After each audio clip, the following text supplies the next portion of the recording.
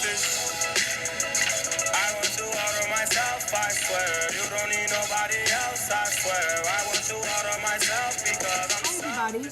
So if you're wondering where I am in a different room because I was not planning on filming this video, but I felt like I needed to because I found something super interesting at TJ Maxx that I'm really excited about. So I kind of wanted to just do like a quick video dedicated to it. So basically today I was lurking around at TJ Maxx, spending money and doing things that I shouldn't do, and I found something super cool on sale for $25, and it is, I found Subculture at TJ Maxx. Now I know you already know that because obviously you saw the title, but right now this is news for me. I didn't even know they were selling Subculture at TJ Maxx, and I think it's so funny that they sell it there.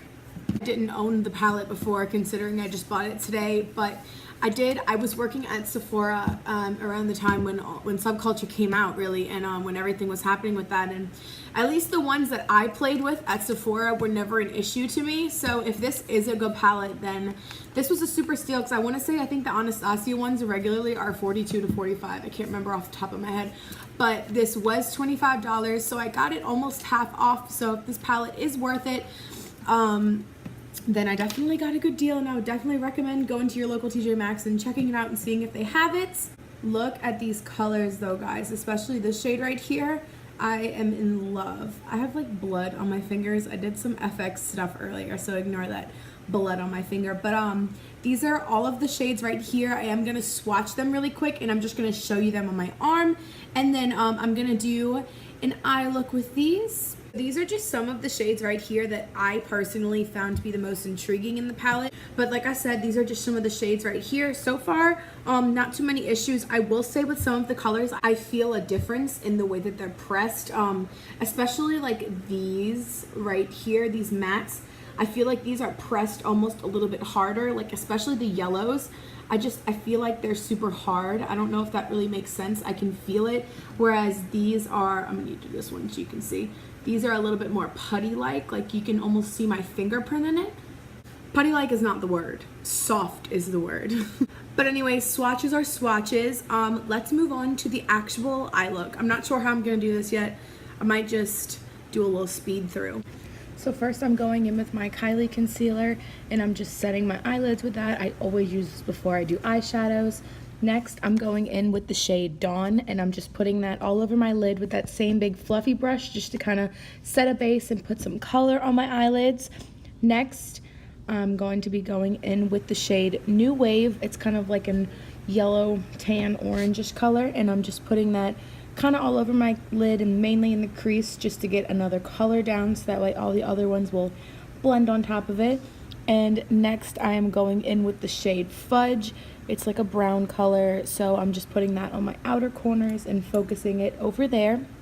And next I'm going in with the shade Fudge and Rowdy mixed together. Rowdy is a kind of purplish color, so it kind of just made the brown a little bit darker, and I'm just adding some more depth to my outer crease to darken everything up. And next I'm going in with the shade Edge. It's a lighter yellow, and I'm just blending everything out. And I'm putting that shimmer shade Electric all over my lid, and I did put concealer down. I didn't film it, but I do have a concealer base under the shimmer, and I ended up going in with my finger and amplifying it a little bit before doing this step. And I'm just taking that brown shade again, and I'm just darkening the crease and removing that harsh line right there. Okay, so I'm done my top lids, and I have some thoughts. I'm gonna go finish the rest of my makeup and do my lower lash line, and then I will be back with the rest of my thoughts. But one thing that I will say, I don't think you can see it on camera, but there is a bunch of green glitter all over my face. So if I was gonna use this shade again in the future, I would definitely have to do my eyes first again. So that's just one thing to keep into consideration. Yeah, this is me doing my dramatic slow-mo eye look showing. Look at that eye look. Got them eyelashes, girl. Yeah. Okay, this is so stupid.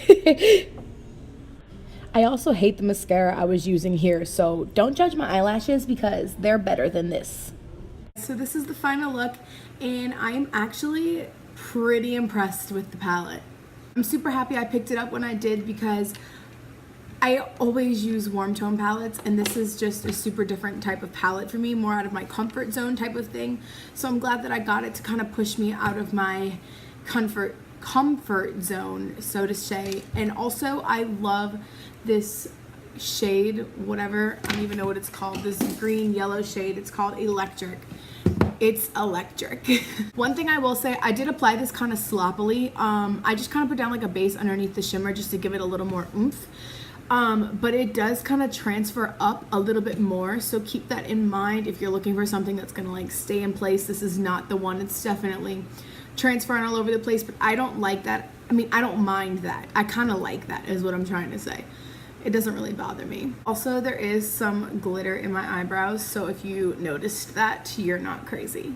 I know glittery eyebrows isn't a thing, but I want to make it a thing. I think it's so cute. I'm just gonna start doing it on a regular basis and hope people don't care. Overall, I really do like the palette.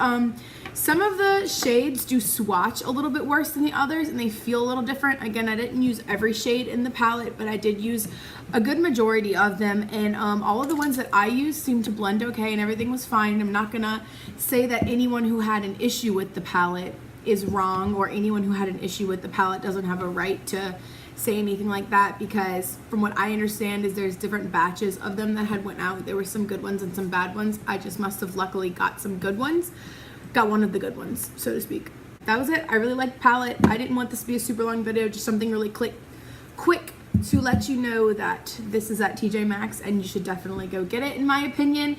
It was only $25, so I think it's definitely worth it. Thank you guys so much for watching. I hope you enjoyed this quick little video, and I will see y'all next time. Bye.